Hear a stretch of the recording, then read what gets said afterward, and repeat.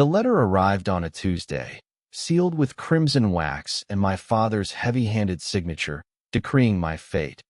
I, Elias Navarro, 27, was to marry a man I'd never met, a stranger twice my age, to settle a debt I didn't know. My heart plummeted as I read the words, each one a chain locking me into a life I hadn't chosen. By sundown, I was on a train from Chicago to a small town in upstate New York, my dreams of art school and freedom dissolving like mist. The train rattled through the night, its rhythm a mocking echo of my racing pulse. I pressed my forehead against the cold window, watching blurred fields pass under a starless sky. My father's voice haunted me. You'll marry Victor Langston. He's wealthy, established, and he'll secure our family's future. No mention of love, of my heart, of the sketches I'd hidden under my bed, portraits of men I'd loved in secret, their faces forbidden in our rigid household. I arrived in Willow Creek at dawn, the air crisp with October's bite. The town was a postcard of quaint streets and maple-lined sidewalks, but it felt like a cage. Victor's driver, a quiet man named Amos, met me at the station. "Mr. Langston's waiting at the house," he said, his tone neutral but kind.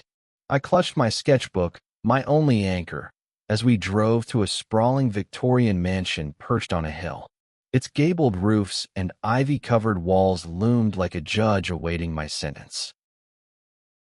Victor Langston stood on the porch, taller than I'd imagined, with broad shoulders and hair streaked with silver. His face, weathered yet striking, held a quiet intensity. "Elias," he said, his voice low and warm, like a hearth fire. "Welcome." I nodded, my throat tight, expecting a cold transaction. Instead, he gestured to a tray on a wicker table. I made tea, chamomile, to ease the journey. I blinked, caught off guard. Tea. I'd braced for demands, not kindness. We sat, the silence heavy but not hostile.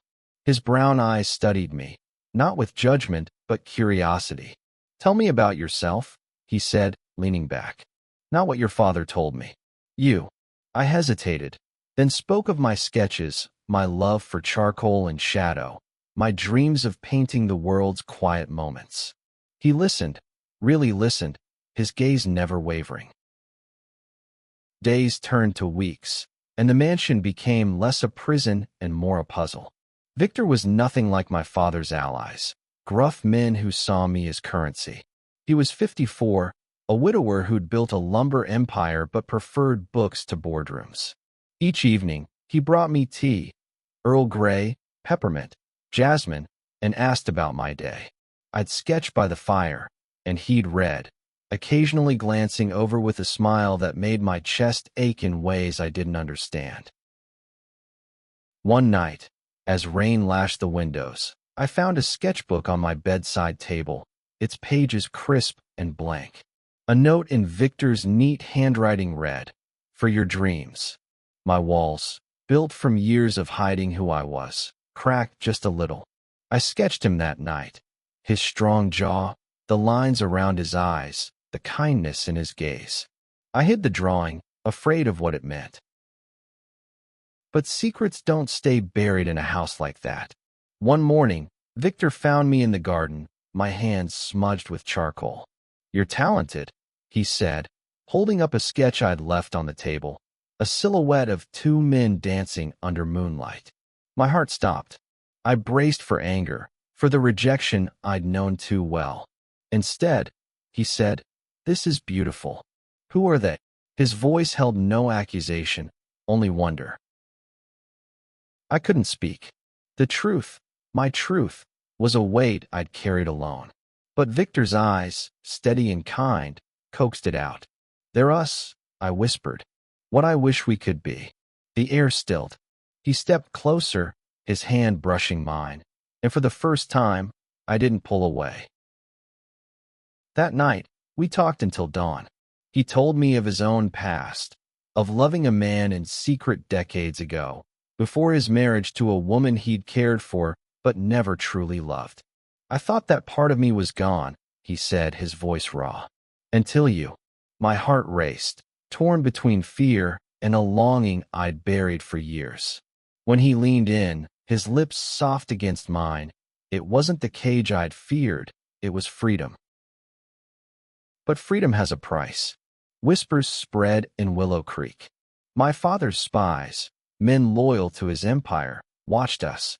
A letter arrived, not from my father but from his lawyer. Fulfill the contract, or the Navarro name is ruined.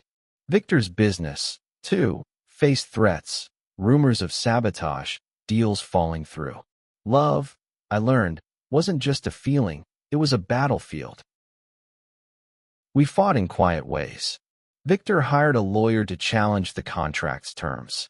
I painted, pouring my fear and hope into canvases that filled the mansion's empty rooms. One evening, in a candlelit cafe downtown, Victor took my hand. We'll face this together, he said. The town's eyes burned into us, but his grip was steady. I realized then that love wasn't just tea or sketches. It was choosing each other, no matter the cost. The cafe became our sanctuary, a corner of Willow Creek where we could steal moments away from prying eyes. Its wooden tables and mismatched chairs held our whispered dreams, but the world outside was closing in. My father's shadow loomed larger each day, his influence a noose tightening around us. One morning, a man in a crisp suit arrived at the mansion. "Mr. Navarro," he said, ignoring Victor, "your father demands your return to Chicago. The marriage contract is binding." His name was Kessler, a lawyer with eyes like a hawk's, sharp and unyielding. I clutched Victor's hand under the table, my pulse hammering. "I'm not property," I said, my voice steadier than I felt. Kessler's smile was cold. "You are until the debt is paid." Victor stood, his presence towering. "Elias is my husband, not a bargaining chip. Tell Mr. Navarro we're contesting the contract." Kessler left, but his threat lingered. My father could ruin Victor's business, his reputation, everything he'd built. I saw the strain in Victor's eyes, the weight of protecting me. "I won't let you lose everything," I told him that night, my voice breaking. He cupped my face. "You're my everything." We fought back with strategy, not just emotion. Victor's lawyer, a sharp-witted woman named Clara, uncovered loopholes in the contract. It was old, tied to outdated laws, and Clara believed we could nullify it. But time was short. My father's allies spread rumors in Willow Creek, painting Victor as a predator, me as a victim. The town's warmth cooled. Neighbors avoided us. At the cafe, a waitress we'd known for weeks hesitated before serving us. "People talk," she mumbled, avoiding my eyes. I painted through the pain, my canvases growing darker, storm clouds, fractured faces, hands reaching but never touching. Victor hung each one in the mansion, calling them our truth. One night, I found him staring at a painting of two figures in a rainstorm, their outlines blurred but entwined. "This is us," he said, his voice thick. "No matter what happens, Elias, this is us." The tension broke one evening when a brick shattered the mansion's front window. A note was tied to it: "Leave or lose everything." Victor's face hardened, but his hands trembled as he swept up the glass. I wanted to scream, to run, but his calm anchored me. "They want us to break," he said. "We won't." That night, he held me close, his heartbeat steady against mine. I traced the lines of his face, memorizing every detail, afraid of what we'd face next. Clara called the next day with news. A hearing was set to challenge the contract. It was our chance, but the risks were high. If we lost, my father could seize Victor's assets, claiming breach of agreement. I felt like a pawn again, caught between love and duty. Victor sensed my fear. "You're not alone," he said, handing me a cup of lavender tea. "We're in this together." The hearing was in Albany, a gray city that mirrored my mood. The courtroom was cold, the judge's face unreadable. Clara argued with fire, presenting evidence of coercion, But Kessler countered with my father's wealth and influence. Elias was promised to Mr. Langston to secure a debt, he said, his voice slick. This is business, not sentiment. I wanted to shout that I was more than a transaction, but Victor's hand on mine kept me grounded. After hours of testimony, the judge adjourned, leaving us in limbo. Back in Willow Creek, the town's hostility grew. A local paper ran a story, Lumber Tycoon's Scandalous Marriage. It twisted our love into something sordid. Victor read it in silence, his jaw tight. They don't know us, he said finally. They don't know what we've built. That night, in the cafe, we made a plan. If we lost the hearing, we'd leave Willow Creek, start over somewhere new. The idea terrified me, leaving Mint abandoning the life we'd begun to carve out.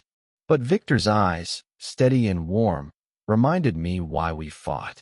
I'd give up everything for you, he said, his voice low.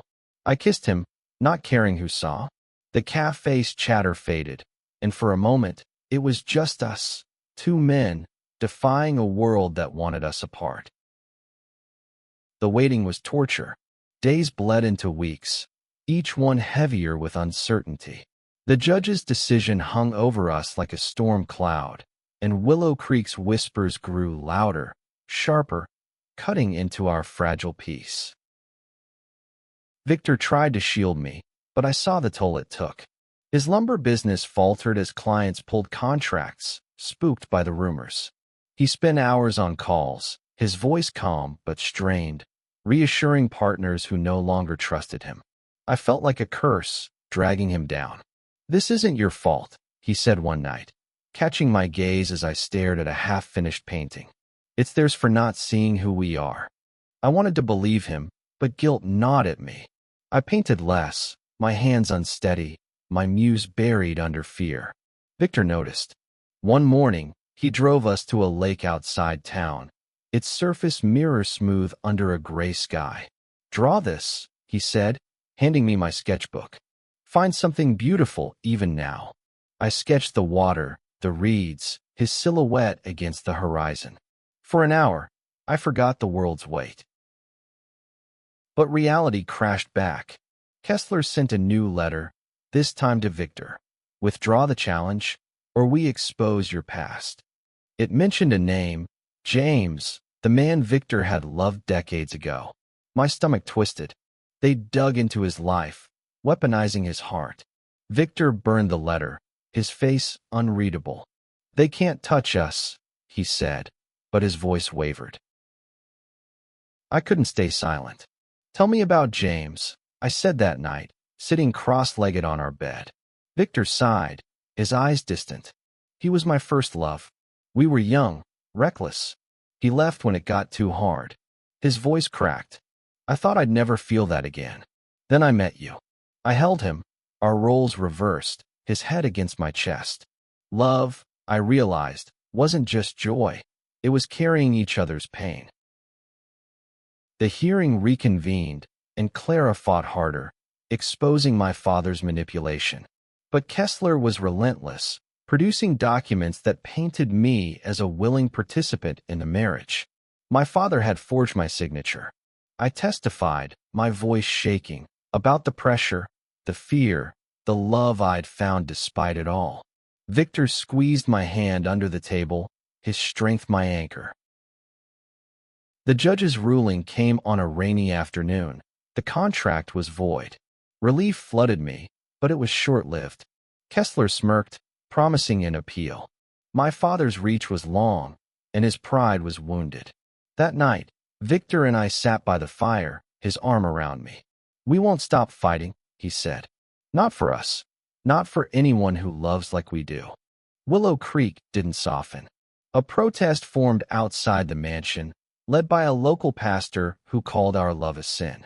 I saw fear in Victor's eyes, not for himself, but for me. We could leave, I said, my voice small. He shook his head. This is our home. We make our stand here. We did, in small ways. I hung my paintings in the cafe, each one a defiance of the town's judgment. Victor met with community leaders, his calm conviction softening some hearts. One evening, a teenager, a boy with nervous eyes, approached us. "I saw your paintings," he said to me. "They helped me." He didn't say more, but I understood. Our fight wasn't just for us. But danger lingered. Late one night, headlights flashed through our windows. Tires screeched, and a bottle shattered against the porch, flames licking the wood. Victor pulled me back, dousing the fire with a blanket. "Enough," he said, his voice hard. "We're not running, but we're not dying either." He called Clara, who connected us with a private investigator. We'd fight fire with truth. The investigator uncovered Kessler's ties to my father's shadier deals, extortion, bribes. It was leverage, but risky. Confronting my father meant escalating a war we might not win. Victor looked at me, his eyes fierce. "Are you with me?" I nodded, my heart full. "Always." The investigator's findings were a grenade, and we held the pin. My father's empire, built on coercion and secrets, was cracking, but he wouldn't fall quietly. Victor and I knew the risks, but love had made us brave, or reckless. We met Clara in Albany, her office a fortress of files and determination. "Your father's been careless," she said, spreading documents across her desk. "These prove he's been strong-arming businesses, including Victor's." The evidence was damning, but using it meant exposing ourselves to his wrath. Victor's hand found mine. "We end this," he said. "For us, for everyone he's hurt." We leaked the documents to a local journalist, a woman named Lila who'd been kind to us at the cafe. Her article hit like a thunderclap, detailing my father's schemes and naming Kessler as his enforcer. Willow Creek buzzed, the narrative shifting. Some townsfolk rallied behind us, leaving flowers on our porch. Others doubled down, their protests louder, but we felt the tide turning. My father called, his voice venomous. "You'll regret this, Elias." I hung up, trembling but resolute. Victor pulled me close, his warmth steadying me. "He's losing," he whispered. "We're not." That night, we made love with a fierceness born of survival, our bodies saying what words couldn't. We were unbreakable. The appeal hearing loomed, but Clara was ready.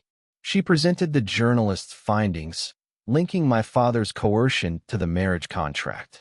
The judge, a woman with sharp eyes, listened intently. When Kessler tried to deflect, she cut him off. "This court isn't a stage for your games," she said. The ruling was final. The contract was null, and my father faced investigations. Victory was bittersweet. My father's empire crumbled, but so did my ties to family. I mourned the father I'd never had, but Victor filled the void. We rebuilt in Willow Creek, not as outcasts, but as part of its fabric. The cafe became our haven again, its walls now lined with my paintings, each one a story of love, defiance, and hope. One spring evening, Victor proposed, not with a ring, but with a promise. We stood by the lake where I'd sketched him, the water reflecting a sunset of gold and pink. "Marry me again," he said, his voice soft. "This time because we choose it."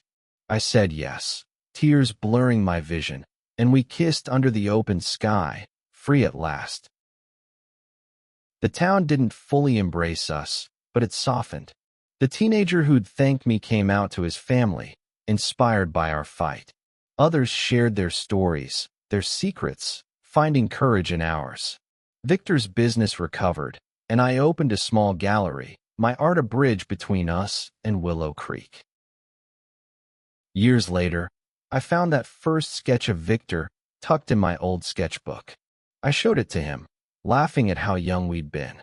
"Not young," he said, kissing my forehead. "Alive. We'd built a life not just for us, but for anyone who dared to love against the odds." Our story, born in a forced marriage, became a testament to choice, to tea shared in quiet moments, to love that refused to break.